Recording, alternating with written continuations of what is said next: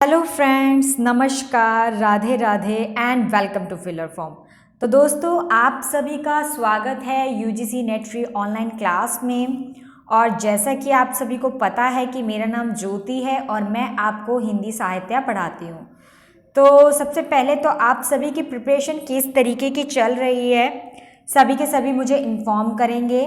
और इस बार मैं गूगल मीट नहीं कर पाई थी बिकॉज़ टाइम नहीं लगा मुझे, लेकिन यस, नेक्स्ट टाइम ज़रूर गूगल मीट होगी और आपकी प्रॉब्लम्स को सॉर्ट आउट किया जाएगा। ठीक है, अब बात करते हैं हम लोग इकाई की। जैसे कि आपको सबको पता है कि हमारी इकाई 1 कंप्लीट हो चुकी है, इकाई 3 कंप्लीट हो चुकी है और इकाई 6 भी हमारी ऑलमोस्ट कंप्लीट हो चुकी है। और आज हम इकाई 4 जो है वो कर रहे हैं और वो हमारा आज का टॉपिक इसमें जो चल रहा है वो है अंबेडकर दर्शन। तो आज हम अंबेडकर दर्शन के बारे में समझेंगे और इसमें किस तरीके के प्रश्न आते हैं वो जानेंगे। ठीक है, तो भाग हमारा छठा भाग चल रहा है और रोज़ रेगुलर मेरी 12 बजे क्लास होती है, तो आप सभी को टाइम पर 12 बजे ज्वाइन करना है। जिन्होंने चैनल को सब्सक्राइब नहीं किया वो प्लीज़ चैनल को सब्सक्राइब करें ताकि उनको जितनी भी अपकमिंग क्लासेस हैं वो मिलती रहे टाइम टू टाइम। और जो जॉब वगैरह करते हैं वो सभी के सभी तो शाम को क्लास को अटेंड कर सकते हैं। तो लाइक करना भी ना भूलें, लाइक भी ज़रूर करें। बाकी आप लोगों को स्क्रीन में नज़र आ रहा होगा कि आपके सामने व्हाट्सएप ग्रुप है, ठीक है, टेलीग्राम ग्रुप है और इंस्टा अकाउंट है। तो आप इसे फॉलो कर सकते हैं। यहाँ पर आपको एनटीए यूजीसी की जितनी भी इंफॉर्मेशंस है वो सारी की सारी आपको यहाँ पर प्रोवाइड हो जाएगी। ओके, तो कोई भी डाउट होगा, कोई भी क्वेरी होगी तो आप पूछ सकते हैं।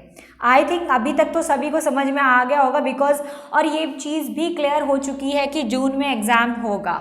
सो ये बहुत बड़ी गुड न्यूज़ है हम लोगों के लिए कि जून में ही एग्ज़ाम होगा, क्योंकि आपको पता है कि फॉर्म नहीं निकले हैं। तो एक हम लोगों को लग रहा था कि फॉर्म अगर लेट निकलेंगे तो किस तरीके से हम लोग वर्कअप कर पाएंगे, ठीक है, किस तरीके से हम अपना काम कर पाएंगे, किस तरीके से स्टडी कर पाएंगे।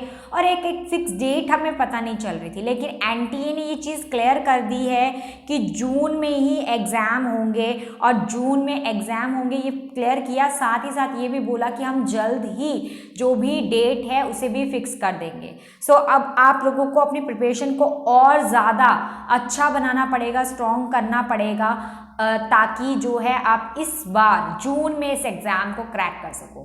ठीक है दोस्तों, तो अब जो आपका टारगेट है कि वी वांट जेआर, सो अब आपको उसे प्रूफ करके दिखाना है कि yes you can do it. आप चाहो तो फिलर फॉर्म की एप्लीकेशन को भी इंस्टॉल कर सकते हो। प्ले स्टोर पर जाइए, वहाँ पर फिलर फॉर्म लिखिए, वहाँ पर एक एप्लीकेशन आ जाएगी। तो उस एप्लीकेशन में आपको क्या मिल रहा है, देखिए आपको पता है कि यूजीसी में हमारे 2 एग्जाम होते हैं, paper 1 and paper 2। Paper 1 and paper 2 के दोनों के ही फ्री नोट्स आपको वहाँ पर प्रोवाइड हो रहे हैं। सो वेरी इजी, आपको वहाँ से नोट्स पढ़ सकते हैं। क्लासेस तो लाइव चल ही रही है, लाइव क्लासेस मिल रही है आपको। 5000 एमसीक्यूज एंड प्रीवियस या क्वेश्चन पेपर्स मिल रहे हैं फॉर अ प्रैक्टिस। सो आप लोग वहाँ पर प्रैक्टिस कर सकते हो, एमसीक्यूज दे सकते हो, अपना जो है मॉक टेस्ट वहाँ पर दे सकते हो। इसी तरीके से आपको प्रिपरेशन जो है वो अच्छी होगी। इसके साथ साथ जो है हमने क्विज भी शुरू किए हैं, तो आई नो कि सभी के सभी क्विज भी कर रहे हैं। 100% ऑफ है ये क्विज़ की। अगर मैं बात करूं तो हम लोगों को पता है कि हमारे 2 एग्ज़ाम है, तो उसके लिए आपको जीके का जो क्विज़ है वो देना ज़रूरी है, जो 9:30 पे होता है सुबह मॉर्निंग में। पेपर 1 का क्विज़ जो 11:50 पे अपडेट जो है अपलोड कर दिया जाते हैं, तो आप उसे कर सकते हैं। उसके बाद प्रीवियस ईयर क्वेश्चन है जो रिगार्डिंग है वो 250 पे होते हैं। Paper 2 is a Hindi literature. समझ आ गया, सभी का अलग अलग स्पेसिफिक सब्जेक्ट है। तो हमारा हिंदी लिटरेचर है, मतलब हिंदी साहित्य है। तो आप उसको 5 बजे वो अपलोड हो जाते हैं, तो आप 5 बजे आराम से उसे अटेंड कर सकते हैं। 9:50 की बात करूं अगर मैं, 9:50 में आपकी मैथ्स के एमसीक्यूज़ की क्लास होती है। ठीक है दोस्तों, तो आप एमसीक्यूज़ जो है वो अटेंड कर सकते हैं। तो ये सारी चीज़ें आपको ध्यान में रखनी है और अटेंड करना है। सो कंग्रेचुलेशन वो स्टूडेंट्स को जिन्होंने जो है बहुत अच्छी तरीके से जो है मार्क्स लिए हैं और अपने 3 जो है टॉप विनर्स रहे हैं। तो 3 टॉप विनर्स का नाम जो है मैं अनाउंस कर रही हूँ, जिन्होंने हिंदी के क्विज दिए हैं और उनके क्विज बिल्कुल करेक्ट हुए हैं। आप लगा सकते हो कि नेगेटिव मार्किंग के बावजूद भी अगर किसी के क्विज करेक्ट होते हैं तो वो कितना बड़ा बेनिफिट है। ठीक है, तो यहाँ पर आप देख सकते हो कि फर्स्ट विनर कौन है, प्रियंका है। सेकंड विनर कौन है यहाँ पर? संध्या। संध्या यहाँ पर सेकंड विनर है और उसके बाद आ जाते हैं शुभांकर, तो शुभांकर यहाँ पर थर्ड विनर है। तो तीनों के तीनों विनर है और साथ में मैंने स्कोर भी लिखे हुए हैं और कॉइन्स भी लिखे हुए हैं, ठीक है। यहाँ पर आप लोग देख सकते हो फोर्थ हार्दिश है, निशा साहू है, पूजा, प्रिया, इंदर, उषा, शिखा।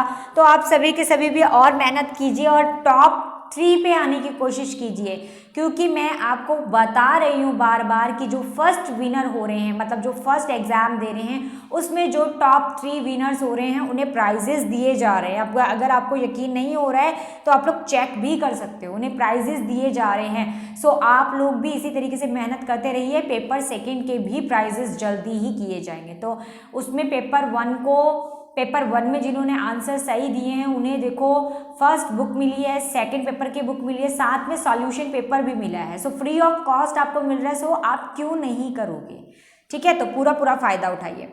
अब मैं आपको आंसर्स बता देती हूँ जो क्विज में डाल रखे थे। तो पहला प्रश्न देखेंगे,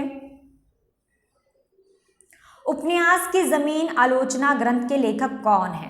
तो यहाँ पर उपन्यास ज़मीन जो है आलोचना ग्रंथ लेखक कौन है जिन्होंने इसकी आलोचना की है? तो इसका आंसर क्या है? इसका आंसर है अनीत कुमार सिंह। तो जो अनीत कुमार सिंह है वो इसके जो है ऐसे लेखक, ग्रंथ लेखक रहे हैं जिन्होंने इसकी क्या की है? आलोचना की है, ठीक है, निंदा की है। अब नेक्स्ट प्रश्न है, किस आलोचक ने, देखिए आलोचकों के ऊपर बहुत सारे प्रश्न बनकर आते हैं, तो आप लोगों को ध्यान में रखनी है ये सब चीज़ें। ये छोटी छोटी चीज़ें होती है लेकिन इन्हीं में से छोटे छोटे प्रश्न बनकर आ जाते हैं यूजीसी में। और हमारे लिए तो 1 मार्क्स भी बहुत ज़्यादा इंपॉर्टेंट होता है, क्योंकि देखिए 1 मार्क्स भी बहुत इंपॉर्टेंट है, बिकॉज 1 मार्क्स से ही स्टूडेंट जो है क्रैक करने से रह जाता है और 1 मार्क्स आने से ही वो पास हो जाता है। सो आपको 1 नंबर भी कितना ज़्यादा ज़रूरी लगता है यहाँ पर। तो किस आलोचक ने श्रीधर पाठक को स्वच्छंदतावाद का पहला कवि माना है? स्वच्छंदतावाद का पहला कवि माना है किस आलोचक ने श्रीधर पाठक को स्वच्छंदतावाद का पहला कवि माना है? तो इसका आंसर है आचार्य रामचंद्र शुक्ल। तो आचार्य रामचंद्र शुक्ल से आप कुछ जो है वो नहीं हो, बल्कि आप सभी के सभी आचार्य रामचंद्र शुक्ल जी के बारे में अच्छी तरीके से जानते हो, ठीक है। आगे चलते हैं। अगला प्रश्न, निम्न में से कौन सी कृति तुलसीदास की अंतिम रचना मानी जाती है? तो यहाँ पर ये क्या बता रहे हैं कि तुलसीदास जी की जो है अंतिम रचना कौन सी थी, कौन सी कृति उन्होंने सबसे लास्ट में लिखी थी? तो देखिए मैंने आपको बताया कि आपको साथ साथ में जो भी आपके आते हैं यहाँ पर उनके साथ साथ उनकी रचनाओं को भी याद करना ज़रूरी है, तभी आपको बेनिफिट होगा। अब यहाँ पर देखिए हनुमान बाहुक, जो हनुमान बाहुक है वो इसका करेक्ट आंसर है। तुलसीदास की अंतिम रचना जो थी वो हनुमान बाहुक थी, ठीक है। तो जिनका आंसर ये है, कंग्रेचुलेशन, बिल्कुल सही आंसर दिया है उन्होंने। अगला प्रश्न है, तुलनात्मक आलोचना के प्रवर्तक किसे माना जाता है? तो यहाँ पे कंपैरिजन की बात की जा रही है कि जहाँ पर कंपैरिजन, ये तुलनात्मक वाला टॉपिक अगर आप लोगों ने मास्टर की होगी तो मास्टर में आप लोगों ने वाद भी पढ़े हैं, ये तुलनात्मक हो गया, ठीक है, और भी सर्जनात्मक हो गया, तो ये सारे के सारे विश्लेषणात्मक हो गया। तो ये सारी चीज़ें आपने छोटे छोटे जो सब टॉपिक्स है ये आपने मास्टर में पढ़े होंगे। यहाँ पर तुलनात्मक की बात की जा रही है, मतलब कंपैरिजन की बात की जा रही है। जब हम कंपैरिजन करते हैं, किसी 2 लेखक को करते हैं या 2 लेखक की कुछ कृतियों को करते हैं, इस तरीके से। तो आलोचनात्मक जो तुलनात्मक आलोचक के प्रवक्ता किसे माना जाता है? तो इसका आंसर क्या है? इसका आंसर है पद्या सिंह शर्मा, ठीक है। तो यहाँ पर इसका आंसर पद्या सिंह शर्मा है, तो आप लोगों को पता होना चाहिए। उसके बाद अगला प्रश्न है, आज संसार की कविता हमारे समय का सबसे विश्वसनीय आदमीनामा है, कथन किस कवि आलोचक का है? तो यहाँ पर इस पंक्ति के बारे में किस आलोचक ने कहा है कि आज संसार की कविता हमारे समय का सबसे विश्वसनीय आदमीनामा है? तो ये जो है अशोक वाजपेयी की पंक्तियाँ हैं और उन्होंने ये कथन जो है वो दिया है, ठीक है, ये कथन उन्होंने कहे हैं, अशोक वाजपेयी। तो इस तरीके से प्रश्न जो है ऐसे बनकर आते हैं, इसलिए आप समझ सकते हो कि कितना डीपली आप लोगों को स्टडी करना है। अब मैं सिलेबस की बात करती हूँ कि सिलेबस किस तरीके का है। तो सिलेबस की ओर अगर आप लोग ध्यान दें तो वैचारिक पृष्ठभूमि हम लोग कर रहे हैं। वैचारिक पृष्ठभूमि में मैंने सबसे पहले आपको जो टॉपिक कराया था वो था भारतीय नवजागरण और स्वाधीनता आंदोलन के वैचारिक पृष्ठभूमि। ये पूरा टॉपिक मैंने आपको कवर अप करवाया था एक क्लास में। एंड देन उसके बाद मैंने आप लोगों को करवाया था हिंदी नवजागरण, तो हिंदी नवजागरण करवाया था। उसके बाद मैंने तीसरा टॉपिक में ये दोनों साथ में डाल दिए थे, खड़ी बोली आंदोलन और फोर्ट विलियम कॉलेज। किस तरीके से इसका संबंध मैंने आपको बताया, किस तरीके से इसमें जो अलग अलग आलोचक थे, दो जो कॉलेज के थे और दो जो है कॉलेज के नहीं थे, और किस तरीके से उन्होंने अपना अपना योगदान दिया, उन सब चीज़ों की चर्चाएं मैंने यहाँ पर की थी। और मैंने आपको ये भी कहा कि ये सारे टॉपिक एक दूसरे से इंटरकनेक्टेड है, मतलब एक दूसरे से जुड़े हुए हैं। फर्स्ट पढ़ोगे तो फर्स्ट सेकंड से जुड़ा हुआ है, सेकंड पढ़ोगे तो सेकंड थर्ड से जुड़ा हुआ है, थर्ड पढ़ोगे तो थर्ड फोर्थ से जुड़ा हुआ है। उसके बाद मैंने आपको भारतेंदु और हिंदी का नवजागरण के बारे में बताया था। आगे मैंने आपको महावीर प्रसाद द्विवेदी, जो महावीर प्रसाद द्विवेदी है और उनका हिंदी जो नवजागरण है उसके बारे में चर्चा की थी और उसके बारे में आपको स्पष्ट किया था। फिर मैंने आपको गांधीवाद दर्शन, इसके बाद दर्शन शुरू हो जाते हैं, तो मैंने आपको गांधीवाद दर्शन करवाया था। और उसके बाद आज हमारा जो टॉपिक है वो क्या है, अंबेडकर दर्शन। तो आज मैं आप लोगों को अंबेडकर दर्शन करवाने वाली हूँ। और उसके बाद हमारा नेक्स्ट टॉपिक होगा लोहिया दर्शन, ठीक है। और उसके बाद हम कुछ वाद थोड़े बहुत और पढ़ेंगे। उसके बाद हम जो है अस्मितामूलक जो विमर्श है उनके बारे में चर्चा करेंगे। आई होप अब इतना सा सिलेबस रह गया इसका, और उसके बाद हम अगली यूनिट में आ जाएंगे। तो हमारा सिलेबस बिल्कुल ठीक चल रहा है, डरने की ज़रूरत बिल्कुल नहीं है। गिव वे की बात की थी, तो गिव वे की बात मैंने की। गिव वे जो है फर्स्ट पेपर में अभी दिया जा रहा है, और फर्स्ट पेपर का तो आप लोगों को पता चल ही जाता है ना।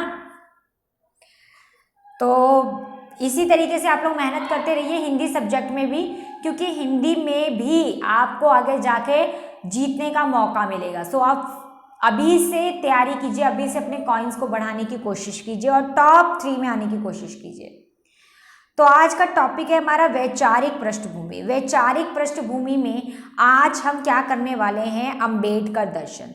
तो अंबेडकर दर्शन के बारे में बातचीत करने वाले हैं, और अंबेडकर दर्शन में कि वो किस तरीके के थे, ठीक है, किस तरीके के वो अर्थशास्त्री थे या राजनीतिज्ञ थे या समाज सुधारक थे, और विधिवेत्ता भी थे वो, कि मतलब किस तरीके से वो कानूनों के हिसाब से चलते थे। उनके लिए नियम बहुत ज़्यादा मायने लगते थे, कितना आचार व्यवहार उनके अंदर था, कितने वो राजनीतिक और धार्मिक तरीके की उनकी विचारधारा थी, ठीक है, किस तरीके के थे, वो सारी चीज़ें जो है यहाँ पर बताई गई है,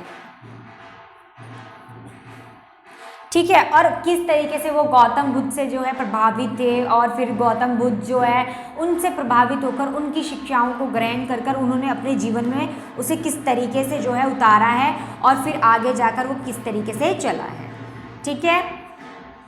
चलिए आगे।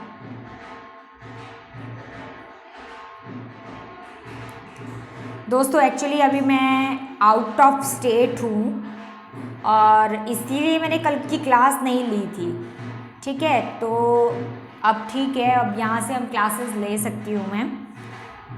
चलिए अब हम पढ़ते हैं अंबेडकर दर्शन। देखिए ये एक तरीके का क्या है, थ्योरेटिकल चीज़ें हैं, ये कोई ऐसा नहीं है कि आपको इसको रट्टा मारना पड़ेगा या कुछ ऐसा कुछ नहीं है। आपको देखो उनके विचारों को मानना है, देखो वो तो नॉर्मल आप लोगों की भी थिंकिंग होगी, तो बस आपको समझना है कि किस तरीके का व्यक्तित्व है अंबेडकर जी का, ठीक है। तो डॉक्टर भीमराव अंबेडकर जी का जो व्यक्तित्व है वो आपको उनके विचारों से, उनके इस दर्शन से समझ में आएगा। आप उनका दर्शन पढ़ोगे तो आपको तब समझ में आएगा कि किस तरीके के भीमराव अंबेडकर थे, और उन्होंने क्या क्या किया है, और किस तरीके से उन्होंने हमारे हर चीज़ में जो है योगदान दिया, भारत का कितना बड़ा सहयोग जो है उन्होंने यहाँ पर दिया है। पहला पॉइंट देखेंगे, डॉक्टर भीमराव रामजी अंबेडकर, इनका नाम क्या है, डॉक्टर भीमराव रामजी अंबेडकर, ये इनका पूरा नाम है जो आप लोगों को पता होना चाहिए। पत्नी, इनकी पत्नी का नाम क्या है, इनकी पत्नी का अगर हम नाम देखें, इनका पत्नी का नाम था रमाबाई अंबेडकर। तो रमाबाई अंबेडकर इनकी पत्नी का नाम था। ये छोटी छोटी चीज़ें हैं बट इनको पता होना चाहिए। इनका जन्म की अगर मैं बात करूं तो इनका जन्म जो है 14 अप्रैल 1891, ठीक है, 14 अप्रैल 1891 में इनका जन्म हुआ था। और 6 दिसंबर 1956 में इनकी मृत्यु हुई थी। तो 6 दिसंबर 1956 में अंबेडकर जी की मृत्यु हुई थी। अब सेकंड पॉइंट देखेंगे, ये कैसे हैं, विधिवेता है, विधिवेता और साथ ही साथ अर्थशास्त्री थे, राजनीतिज्ञ थे, समाज सुधारक थे। तो कितने सारे गुण दर्शन देखने को इसमें मिलते हैं। अब आप हर तरीके से पढ़ सकते हो, सामाजिक, आर्थिक, राजनीतिक, हर तरीके से अगर आप देखो तो डॉक्टर भीमराव अंबेडकर जो है एक अलग ही व्यक्तित्व लेकर जो है आए थे। और उन्होंने किस तरीके से योगदान दिया, किस तरीके से लोगों का मार्गदर्शन किया, किस तरीके से वो जो है प्रभावित थे, तो उन्होंने अपनी शिक्षाओं को अलग तरीके से यहाँ पर दिखाने की कोशिश की। विधिवेता थे क्योंकि वो कानूनों के अंतर्गत ही कार्य करते थे, जो भी कानून है कानून के अंतर्गत ही वो कार्य करते थे। और अर्थशास्त्री भी थे, साथ साथ राजनीतिज्ञ भी थे, समाज सुधारक तो थे ही। उन्होंने समाज के लिए कितना कुछ किया है। हमारे भारत देश की बात करें तो कितना कुछ उन्होंने भारत देश के लिए किया है, वो सारी चर्चाएं हम करने वाले हैं। उसके बाद तीसरा पॉइंट अगर हम देखेंगे, भारत के प्रथम विधि और न्याय मंत्री भी रहे हैं। तो प्रथम विधि और न्याय मंत्री मतलब एक तरीके से इन्हें ऑलराउंडर कहा जाता है, क्योंकि ये हर काम में सबसे आगे रहे हैं।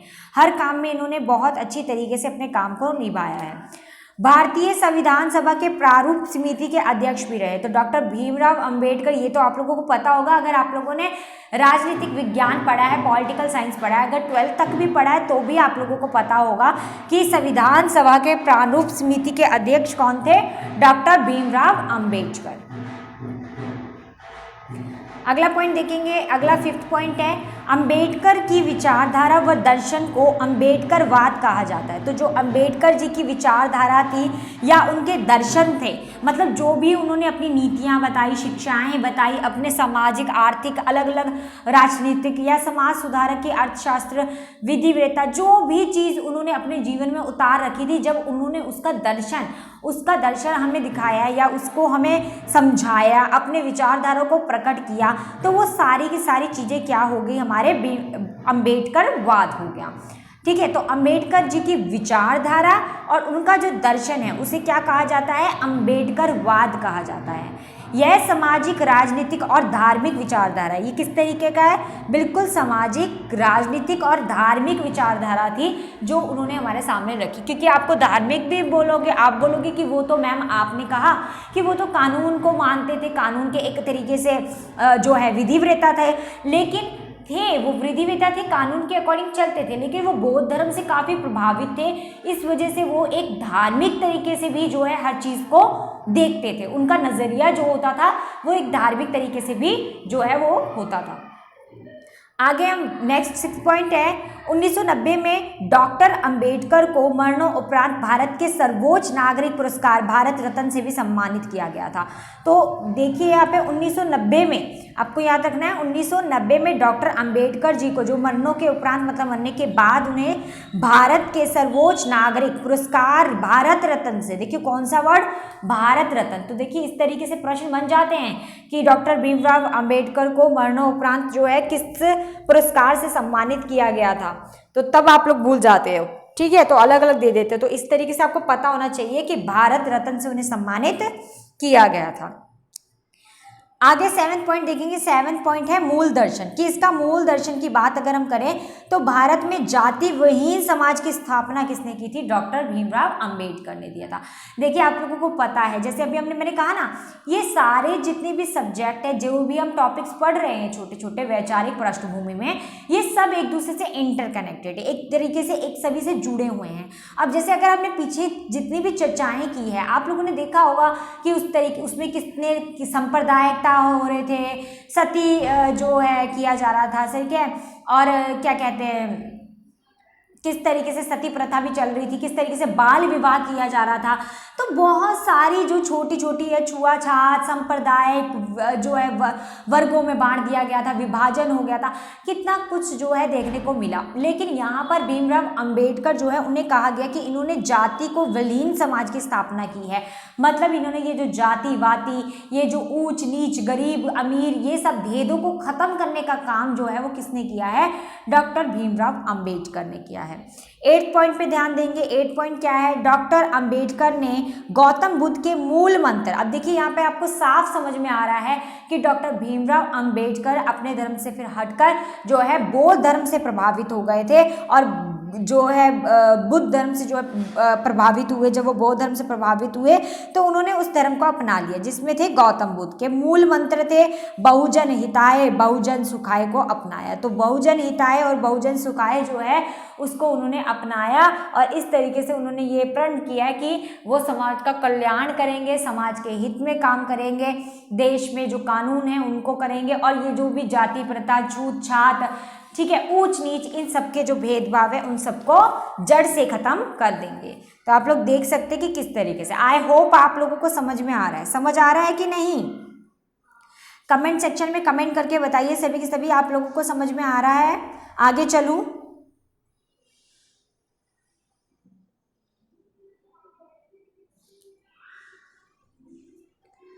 चलिए अब आगे, अब इन छोटे छोटे पॉइंट से इनको मैं इस तरीके से क्लियर करती हुई जाती हूँ। डॉक्टर अंबेडकर, अब यहाँ पर बात करूँ डॉक्टर अंबेडकर के दर्शन पर आधारित उनके द्वारा किए गए कार्य। अब यहाँ पे हम चर्चा किसकी कर रहे हैं? कार्यों की चर्चा करेंगे कि डॉक्टर भीमराव अंबेडकर के दर्शन में जो उन्होंने जिस तरीके के कार्य किए हैं या जिस भी कार्य में उन्होंने योगदान दिए वो कार्य क्या थे और किस तरीके से क्या क्या चीज़ें उन्होंने की है। तो पहला पॉइंट देखेंगे, सबसे पहला पॉइंट है वर्ण व्यवस्था का विरोध किया। बिल्कुल वर्ण व्यवस्था जिस तरीके से आपको पता ही कि वर्णों में विभाजन कर दिए थे, 4 वर्ण थे हमारे, ठीक है, क्षत्रिय वैश्य शूद्र, ठीक है, ब्राह्मण क्षत्रिय वैश्य शूद्र।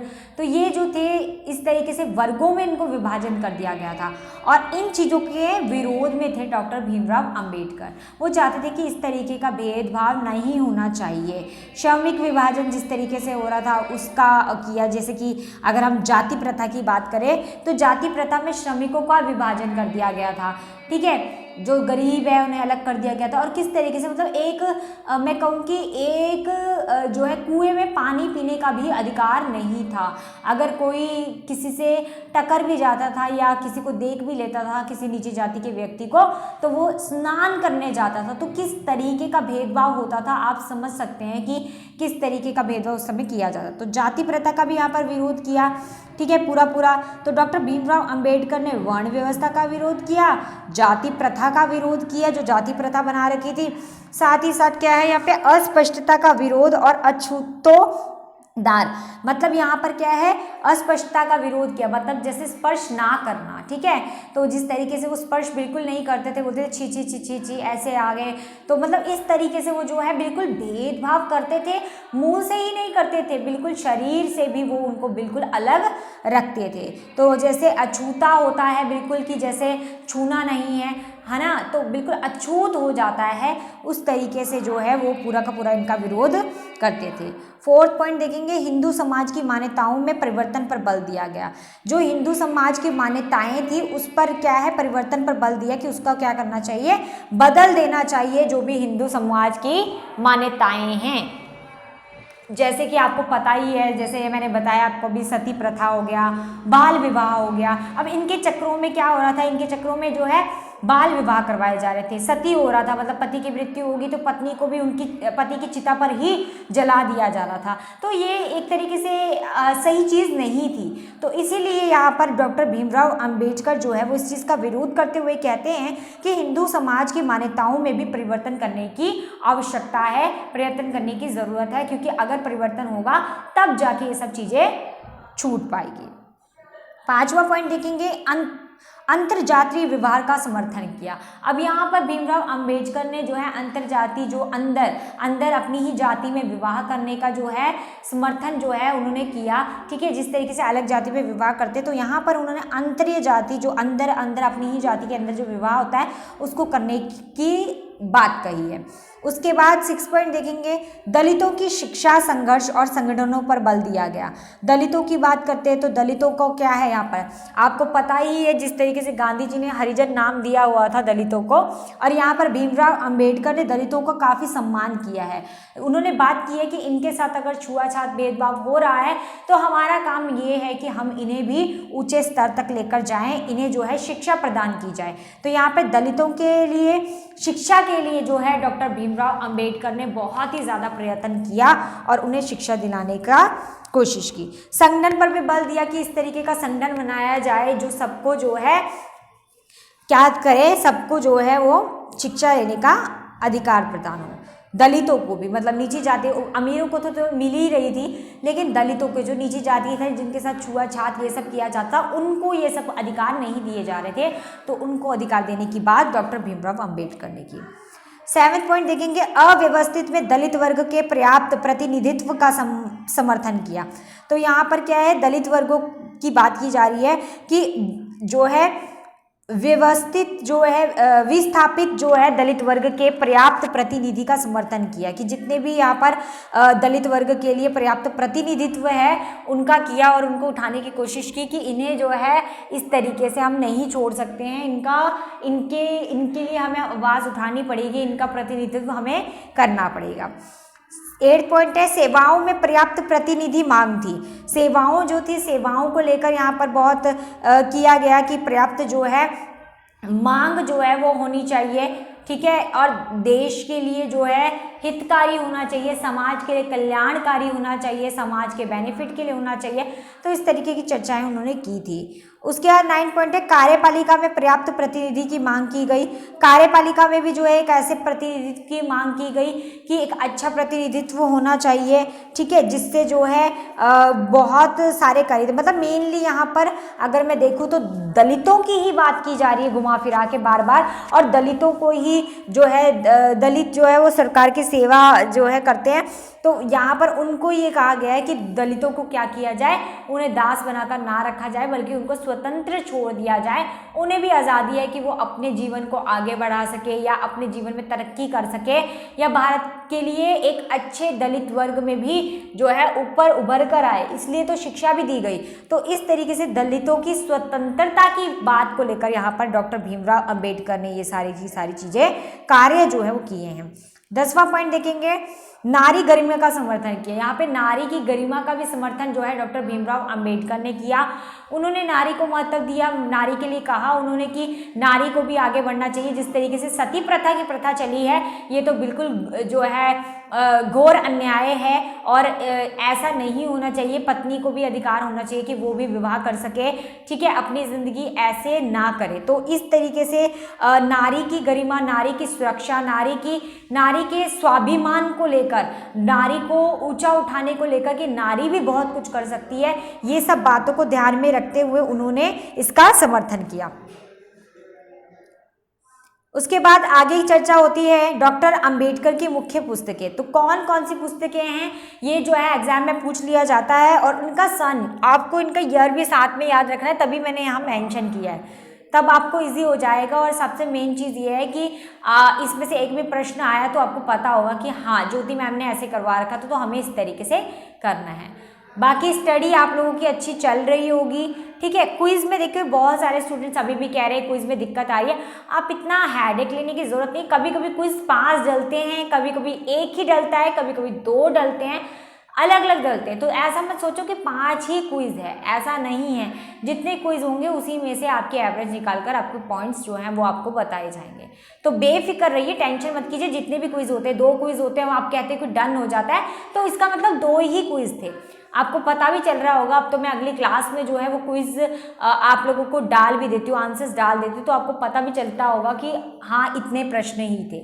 उससे आपको एक श्योरिटी जो है वो हो जाएगी, ठीक है। तो डॉक्टर अंबेडकर की मुख्य पुस्तकों की अगर मैं बात करूं तो यहां पर देख सकते हो the untouchables who are they, the untouchables who are they. तो यहाँ पे देखो बिल्कुल छुआछात को लेकर, ये सब चीज़ों को लेकर, भेदभावों को लेकर जो है ज़्यादा वो किया। तो पुस्तकें भी उनकी उसी प्रकार की जो है देखने को मिलेगी। फिर है हु वर द शूद्रास। तो शूद्रास कौन है, ठीक है, शूद्रास की बात की, ये 1948 में ये पुस्तक लिखी गई थी। फिर है द बुद्धाज एंड हिज धामा। तो 1957 में ये जो पुस्तक लिखी गई थी। फिर यहाँ पर आएगा मनु, मोनू नहीं है, यहाँ पे आएगा मनु। तो Manu of the Manu and the, of नहीं आएगा, मनु एंड दी शूद्रास, ठीक है। तो मनु एंड द शूद्रास नहीं, शूद्रास, ठीक है। तो मनु एंड दी शूद्रास जो है ये थी। फिफ्थ थी आपकी the rise and fall of Hindu women's, ठीक है, तो ये वाली थी। उसके बाद नेक्स्ट है Pakistan and partition of India, जो 1945 में जो है रचित हुई थी ये पुस्तक। तो आपको ये सारी जो भी पुस्तकों के नाम मैंने आपको बताए हैं ये आपको पता होने चाहिए। अब अंबेडकर की दर्शन की अगर मैं बात करूं तो अंबेडकर ने 2 दर्शन आपके यहाँ पर स्पष्ट किए हैं। 2 दर्शनों की चर्चा जो है भीमराव अंबेडकर के दर्शन में देखने को मिल जाती है। एक तो सामाजिक दर्शन देखने को मिलता है, जिस तरीके के मैंने बताया कि एक सामाजिक, उन्होंने किस तरीके से बताया कि हमें जो है कानूनों के नियमों, नैतिकताओं, इन सब चीज़ों को मानना चाहिए। एक आदर्श जीवन की बात उन्होंने जो की है वो सारी की सारी सामाजिक दर्शक में आ जाती है।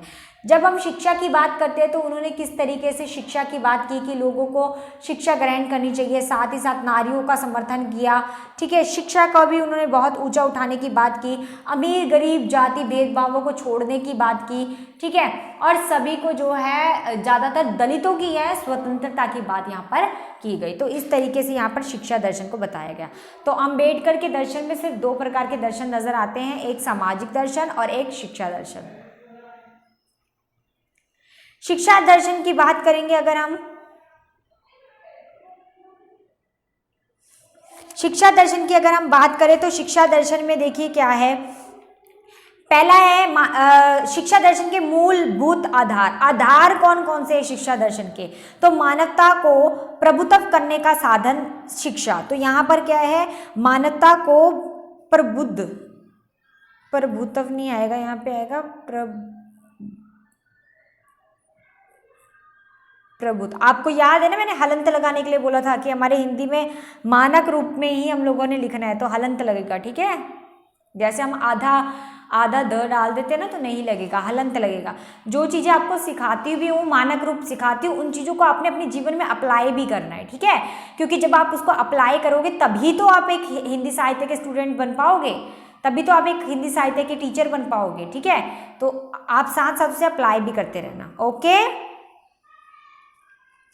तो क्या है पहला पॉइंट, मानवता को प्रबुद्ध करने का साधन क्या है, शिक्षा है। तो इसका साधन क्या है, यहाँ पर थोड़ा सा आप एरो लगा सकते हो, इसका साधन क्या है, शिक्षा है। तो मेन कारण इसका शिक्षा कहा क्योंकि यहाँ पर वर्ण का पूरी तरीके से विरोध किया गया, जाति पाति के जो ये चीजें थी इन सब संप्रदायों को खत्म करने की बात की, इन सब का विरोध किया।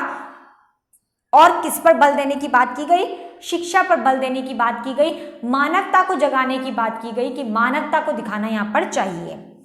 वैदिक सेकंड पॉइंट है, यहाँ पे वैदिक नहीं बौद्धिक आएगा यहाँ पर, ठीक है। तो बौद्धिक प्रवृत्ति के मार्ग का जो है विकास। तो यहाँ पर क्या है, बौद्धिक जो प्रति हमारा, देखो स्वयं के, अगर हम स्वयं की बात करें तो स्वयं जो है यहाँ पर स्वयं को ऊपर उठने की बात की गई है। यहाँ पर क्या चाहते हैं, यहाँ पे डॉक्टर भीमराव अंबेडकर यही चाहते कि जो दलित वर्ग है, जो इस चीज़ों का शिकार हो रहा है, उन लोगों को अपने खिलाफ आवाज़ खुद उठानी पड़ेगी। जब वो बौद्धिक प्रवृत्ति करेंगे, मतलब अपने दिमागी तौर से बिल्कुल सही रहेंगे, तब जाकर वो जो है स्वयं निर्णय ले पाएंगे, स्वयं जो है निर्णय ले पाएंगे, स्वयं हर चीज़ को देख परख पाएंगे, तब तक ऐसा कुछ भी नहीं हो पाएगा। तो यहाँ पर उनका मेन आधार था कि लोगों को शिक्षा ग्रहण करवाना, ताकि उनके अंदर बौद्धिक क्षमता आए और बौद्धिक क्षमता आकर वो क्या करे, स्वयं निर्णय ले सके। तीसरा है अंधविश्वास रूढ़ियों का क्या करना है, यहाँ पे अंधविश्वास रूढ़ियों और भेदन करने में समर्थन थे। तो यहाँ पर ठीक है, भेदन करने में समर्थ। तो जिस तरीके से अंधविश्वास था, रूढ़ियाँ थी, प्रथाएं थी, उनको भेदन करने की बात की, उनको खत्म करने की यहाँ पर बात की गई है। उसके बाद फोर्थ है शिक्षा का प्रमुख संदेश मानव सेवा है। शिक्षा का मेन कारण क्या है कि मानव सेवा करना उन लोगों को आ जाए, वो मानव सेवा कर सके, देश के लिए काम आ सके, ठीक है, बौद्धिक परिवर्तन करे, ताकि स्वयं जो है विचार कर सके कि क्या चीज़ सही है और क्या गलत है।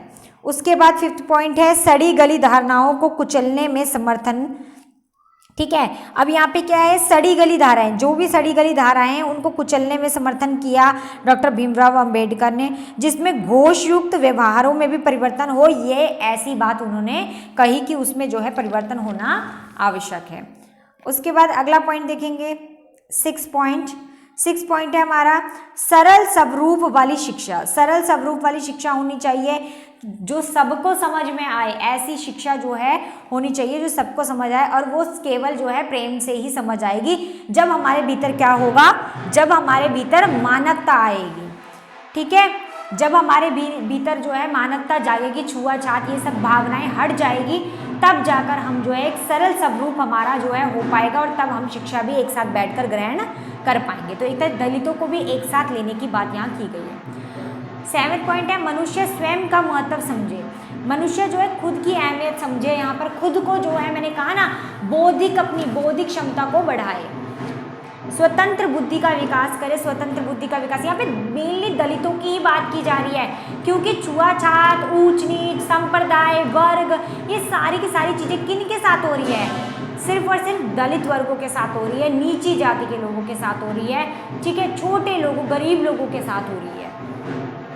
उसके बाद 9 पॉइंट की बात करूँ तो यहाँ पर क्या है, समाजोपयोगी मूल्यों की स्थापना, कि समाज के उपयोगी बनाना बहुत ज़्यादा ज़रूरी है, कि समाज के लिए उपयोगी चीज़ें बनाई जाए ताकि उसकी स्थापना यहाँ पर वो कर सके। और डॉक्टर भीमराव अंबेडकर जी ने कई सारे, एक नहीं मैं बोलूँगी कई सारे ऐसे सामाजिक चीज़ें की है जो कर रहे हैं। जैसे मैंने आपको बताया सती प्रथा का अंत करना, ठीक है, भेदभाव को समाप्त करना, कितना बड़ा रोल है। सिर्फ एक व्यक्ति के बारे में नहीं सोचा, सभी संपूर्ण व्यक्ति को जो है बात की, इसलिए उन्होंने कहा सर्व सुख हिताय। ठीक है, कि सभी के सुख के, सबके हित की बात यहाँ की गई डॉक्टर भीमराव अंबेडकर के द्वारा। फिर है व्यक्तित्व का विकास, अपने व्यक्तित्व का विकास करने की बात की। जिस तरीके से दलित वर्ग है, बिल्कुल नीची जाति के लोग हैं, तो अगर वो बौद्धिक शिक्षा ग्रहण करेंगे तो उनकी बौद्धिक क्षमता बढ़ेगी, साथ साथ वो अपना भी व्यक्तित्व का विकास कर पाएंगे। 11वां है वास्तविक जीवन पर आधारित, सारी चीज़ें वास्तविक जीवन पर आधारित है। जो भी वास्तविकता है कि ये अमीर है, ये गरीब है, ये नज़र जो आ रहा है, ये सब चीज़ों को तभी मिटाया जा सकता है जब हमारे भीतर क्या आ जाएगी, मानवता आ जाएगी। तो मानवता से ये सब चीज़ें जो है खत्म हो जाएगा। चुनौतियों से लड़ने की शक्ति, बिल्कुल अगर हम लोग शिक्षा ग्रहण कर लेंगे, अपने निर्णय स्वयं लेने लग जाएंगे, दलित वर्ग स्वतंत्र हो जाएगा, तो जाहिर सी बात है चुनौतियों से लड़ने की हिम्मत भी उसके भीतर आ जाएगी। 13 पॉइंट है सद्गुणों का विकास करना, तो जो भी हमारे सद्गुण हैं उन्हें विकास करने की बात यहाँ पर डॉक्टर भीमराव अंबेडकर कहते हैं कि जो भी हमारे गुण हैं उन्हें उभारें, चाहे वो गरीब वर्ग का व्यक्ति है, चाहे वो अमीर वर्ग का व्यक्ति है, लेकिन हर व्यक्ति को अपने भी गुणों को उभारने की आवश्यकता होती है।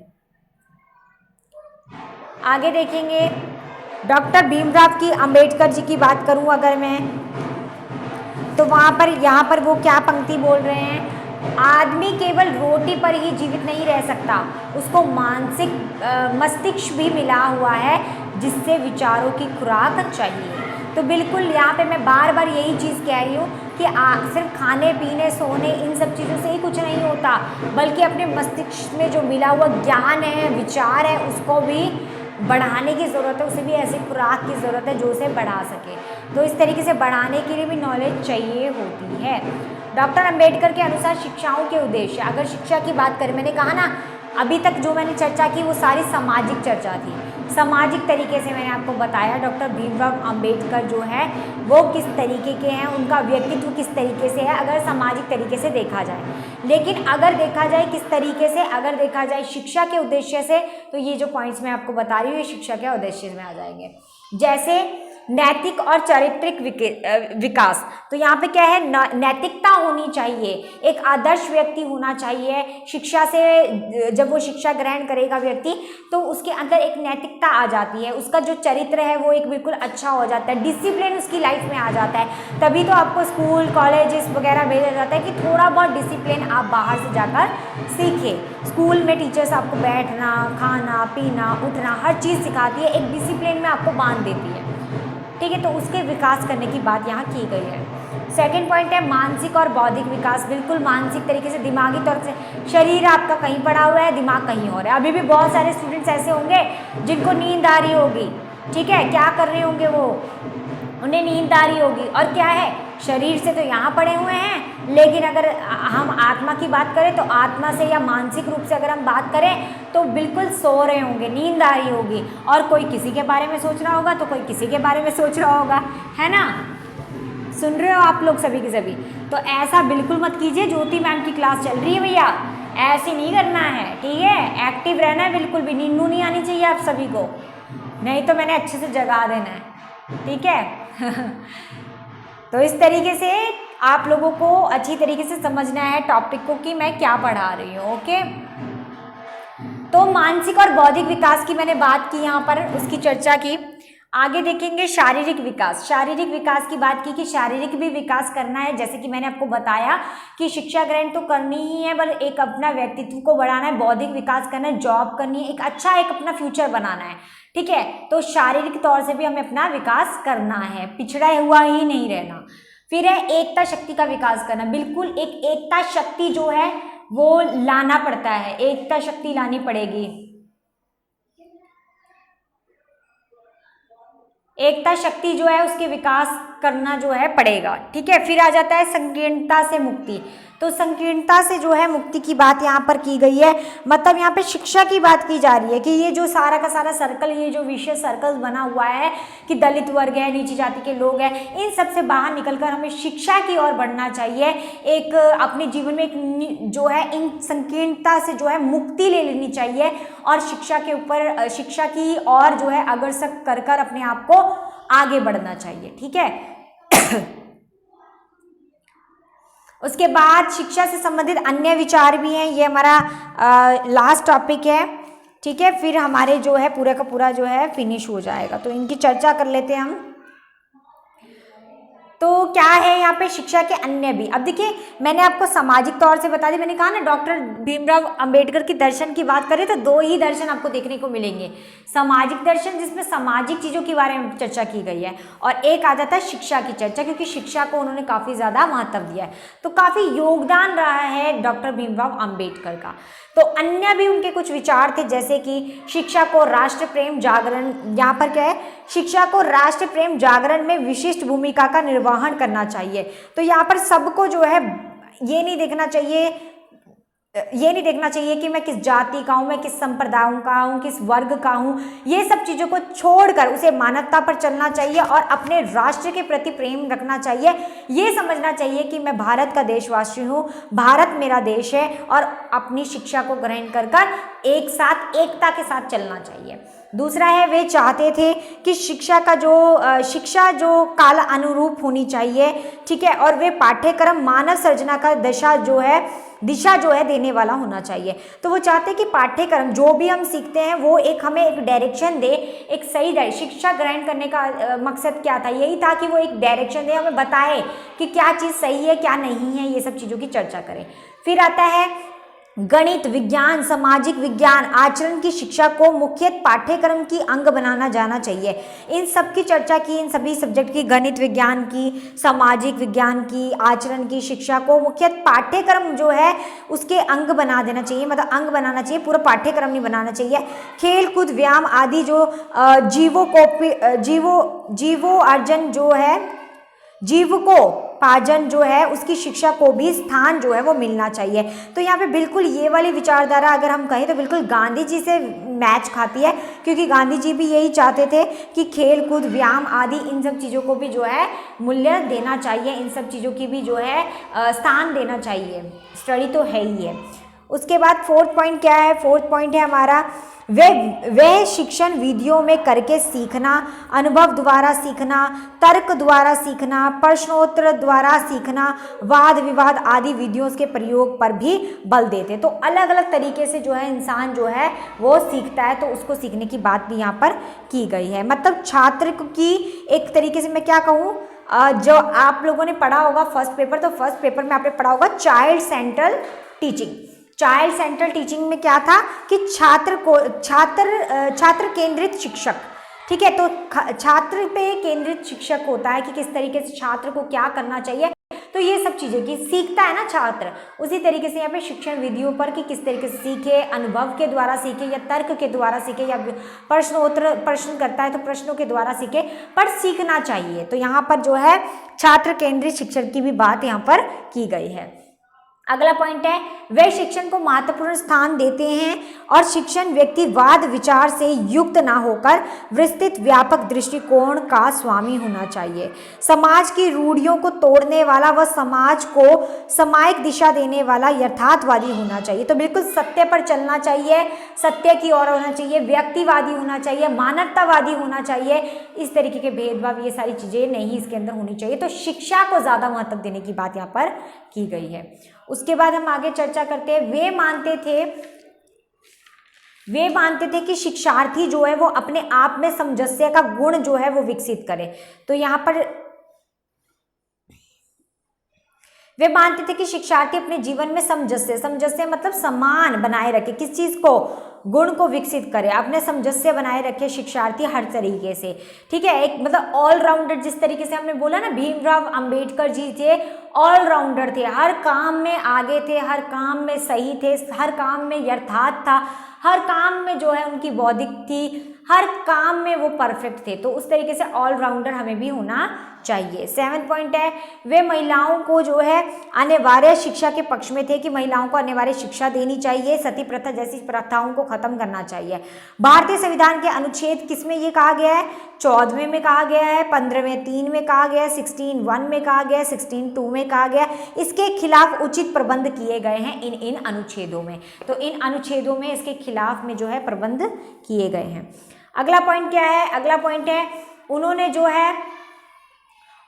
जो है दलित शिक्षा का जो है दलित शिक्षा पर विशेष बल दिया है कि दलित शिक्षा पर जो है ध्यान दिया जाए। और मैं बार बार यही चीज़ आपको रिपीट करने के करके बता रही हूँ कि दलितों पर उन्होंने ज़्यादा फोकस किया है, उन्हीं को देखकर उन्होंने ये सामाजिक और शिक्षा जो दर्शन है वो रेडी किया है, ठीक है। तो यहाँ पे दलितों पे ज़्यादा ध्यान दिया गया। डॉक्टर अंबेडकर के लिए चिंता का मूल विषय था कि देश में व्यापक सामाजिक असमानताएं किस तरीके से खत्म की जाए। तो वो चाहते थे कि ये जो देश की व्यापक असमानता हो रखी है, इसे खत्म करने का और कोई चारा नहीं है एकता के अलावा। और एकता कब आएगी, जब ये संप्रदाय, वर्ण व्यवस्था, ये सारी चीज़ें टूट जाएगी, तो हमारे सबके बीच में एकता आ जाएगी और तभी जो है देश जो है सामाजिक तौर से भी आगे बढ़ पाएगा। अगला पॉइंट है 9th, डॉक्टर अंबेडकर ने मुंबई की बात करूं, डॉक्टर अंबेडकर ने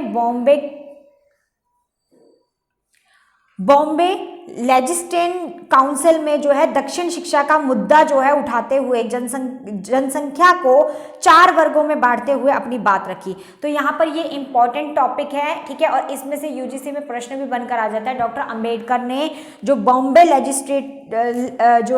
लेजिस्लेटिव काउंसिल जो था उसमें दक्षिण शिक्षा का जो मुद्दा उठाया था, उसमें जनसंख्या को 4 वर्गों में बांटा था और अपनी बात रखी थी। वो कौन कौन से वर्ग थे, तो पहले उन्होंने बात रखी कि विकसित जो है हिंदुओं का वर्ग होना चाहिए, हिंदू के वर्गों को विकसित करना चाहिए। आपको पता है कि जो डॉक्टर भीमराव अंबेडकर थे वो बौद्ध धर्म से प्रभावित थे और उन्होंने उन्हीं शिक्षाओं को कहीं ना कहीं अपने जीवन में भी उतारा है।